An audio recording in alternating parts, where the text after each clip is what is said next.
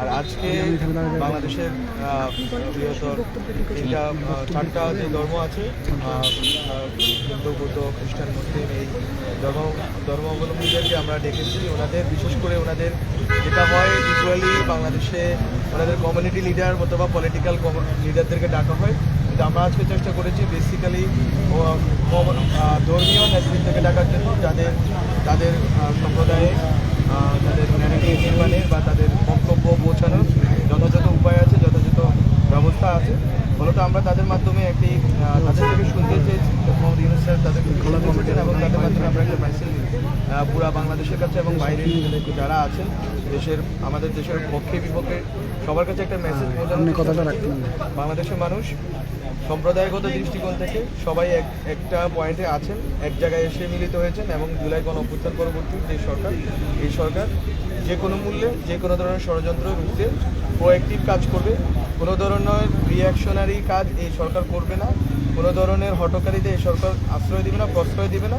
বরং আমরা যত বেশি ন্যাশনাল কনসেনসাস ক্রিয়েট করা যায় সেই দিকে আমরা এগোবো এবং আমরা আমাদের অন্তর্গত শক্তি, আমাদের দেশের ভেতরকার শক্তি, ভেতরকার সংহতি শক্তি বৃদ্ধি করব। বাইরে যতই ষড়যন্ত্র হোক না কেন, আমরা যদি ভেতরে এই দেশের মধ্যে ঐক্যবদ্ধ থাকি রাজনৈতিকভাবে, সম্প্রদায়গত জায়গা থেকে এবং আরও অন্যান্য ক্ষেত্র বিশেষ আমরা যদি ঐক্যবদ্ধ থাকি, বাইরে যত অপপ্রচার চলুক বাংলাদেশ এগিয়ে যাবে। এটাই হচ্ছে ডক্টর মোহাম্মদ ইউনূস স্যার বলেছেন।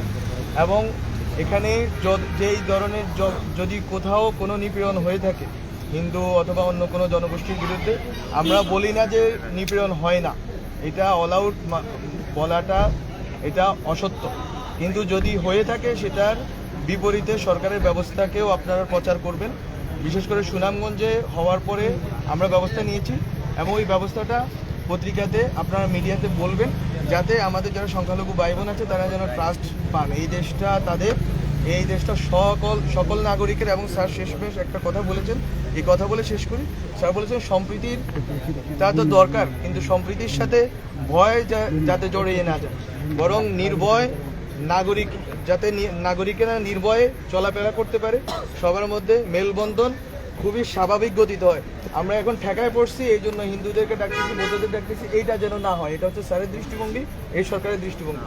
বরং একটা ইনহেরেন্ট একটা সহজাত যেই আমাদের যে ঐক্য আছে, সম্প্রীতি আছে, যেই আমাদের যে নির্ভয় আছে, সেটা যেন বজায় থাকে এবং বাংলাদেশ জুলাই গণঅভ্যুত্থান পরবর্তী যেই নতুন পথে রওনা দিয়েছে, এই পথে যাতে আমরা অনেক দূর পর্যন্ত যেতে পারি এবং বাংলাদেশের সকল ধরনের, সকল মতের, সকল পথের এবং ধর্মের জনগোষ্ঠীকে নিয়ে যাতে আমরা একটা শক্তিশালী রাজনৈতিক জনগোষ্ঠী হিসেবে দাঁড়িয়ে বাংলাদেশকে বিশ্বমঞ্চে দাঁড় করাইতে পারি এবং এই জুলাই গণঅভ্যুত্থানের স্পিরিটকে বাস্তবায়ন করে যেতে পারি। এই জন্য আমরা ওনাদের সমর্থন চেয়েছি, ওনারা অকুণ্ঠ চিত্তে আমাদেরকে সমর্থন দিয়েছে এবং আমরা আশা করি বাংলাদেশ যে গতিতে এগোচ্ছে এবং যেভাবে ন্যাশনাল কনসেনসাস বিল্ড হচ্ছে, এইটা ভবিষ্যতে বাংলাদেশকে অনেক দূর এগিয়ে নিয়ে যাবে।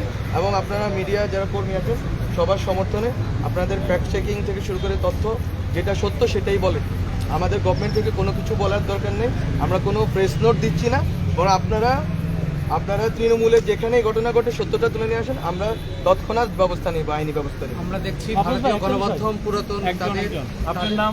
আমার নাম এস এম ফয়েজ, বিশেষ প্রতিনিধি বাংলা বিষয়। হ্যাঁ বলেন। আমরা দেখছি ভারতীয় গণমাধ্যম তাদের দেশের মন্দির ভাঙাকে বাংলাদেশের মন্দির ভাঙা নিয়ে মিথ্যা প্রপাগান্ডা দিয়ে তারা নিউজ করছেন।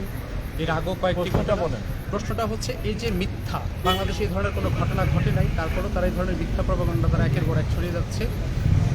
এটা কি বাংলাদেশের সাথে তাদের সম্পর্ক এখন হচ্ছে, এই বিষয়টাকে তারা কতটুকু ইতিহাস হচ্ছে এই বিষয়টা?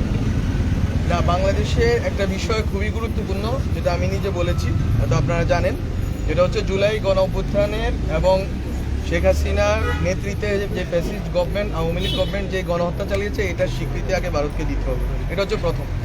এটা স্বীকৃতি দেওয়ার পর এখানে যত ধরনের নিপীড়নের ঘটনা ঘটেছে আমরা আমাদের জায়গা থেকে গভর্নমেন্টের জায়গা থেকে উদ্যোগ নিয়েছি, আপনারা ফ্যাক্ট চেক করেছেন, তথ্য সরবরাহ করেছেন, আমরা আমাদের জায়গা থেকে সর্বোচ্চটুকু করব। ভারতের সাথে সম্পর্কের ক্ষেত্রে অবশ্যই তাদের যে মিডিয়ার যে ভূমিকা, এটা আমরা বারবার যখনই আমাদের কথা বলার সুযোগ হয়েছে আমরা তাদেরকে তুলেছি যে আপনারা মিডিয়ার এই ভূমিকাকে আপনারা এটা কার্টেইল করতে হবে। এটা আপনাদের দেখতে হবে যে এইভাবে এই কোঅর্ডিনেটেড ক্যাম্পেইন যেটা আপনারা চালাচ্ছেন, মিস ইনফরমেশন, এটা আসলে দুই দেশের বন্ধুত্বপূর্ণ সম্পর্কের জন্য হুমকি স্বরূপ।